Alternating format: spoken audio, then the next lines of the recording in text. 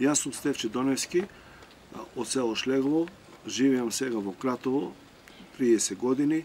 1986 година со еден разговор со еден прочуен шивач кој беше воено и курир, извршуваше во судот Трајче Муњата, и еден разговор кој се одвиваше бидејќи јас работев во електрокомпанија дистрибуција, и викам, Трајче, сакам нешто да те прашам, што си ти чул од стари што се кратовци кажале нешто за Кратово? И он вика, слушај дете, прашањето ти е на место, јас сакам да ти кажу, а ти со стек на време напиши си, пренеси си, тоа е натаму ти како си знаеш. Избере царштината цар, прогласи се дека е царо, и царо после некое време одлучил да го посети царштината со неговите придружници, дека треба да направи една обиколница. Од Цариград појде према Кавала и прво ги прати тие неговите у придружба што идет. Населението од Кавала, од тој време како тие што се биле градо, кажале, ние сега имамо многу работа да ги укотвемо бродовите, вие продужите за Солун, тамо ќе ве чекат и ќе ве пречекат.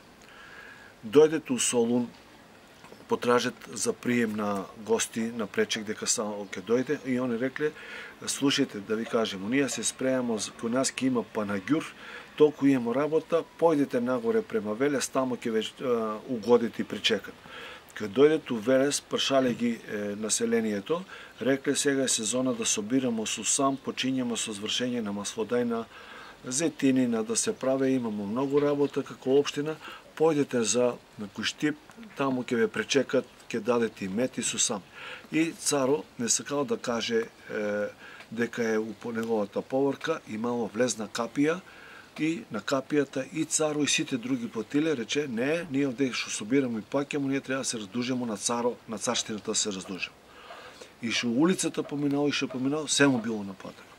Кад дошо, путува однесела за Злетово и сретнале некое семејство натоварена кола двоколка со дрва, ама бидејќи реката била разлејана, за да го помине населението, заглаве се двоколката кола, насобере се народ, гледа го и прашал царо, прашите ги што оние прават народ, и она рече, ние гледамо како човекот да ги скочи со колата, како се муче, он е силан, он е снажан, нема потреба од наша помош.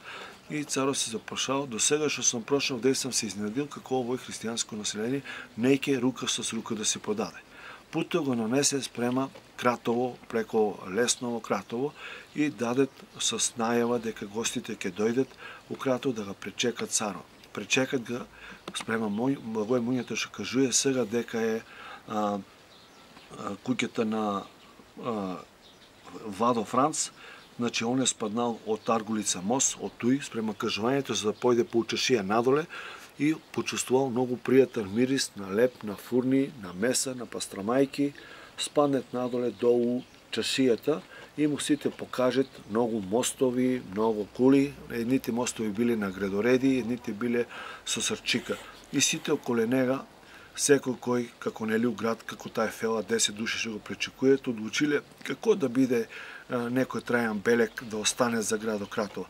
Ама некоја жена си носила сирење од млаки од згора да улегне на чашијата, и цар рекол, прашите го нај жена што има желба, и отиде да прашува, имаш ли ти некоја желба? А рече, ја имам желба да се направи мост, кај ќе си донасам сирењето од планина, да не ми се плаше коњот, директно да отиде. И царо рекол, кој? Ќе си соберете пари, ќе ги унесете с годината. Една година ќе вадете камен, една година ќе цепете, една година ќе носете, една година ќе зидате, и не, ја пари нема да ми дам, него вие што ќе си соберете од мостот и за тој ќе си ги направите да биде мост. И е познат како Чашиски мост или Царски мост. Ово е кажено и запишено. Јас сам све запишал на ракопис, а додека тоа е кажено од Трајче Муњата кој беше у суд курир.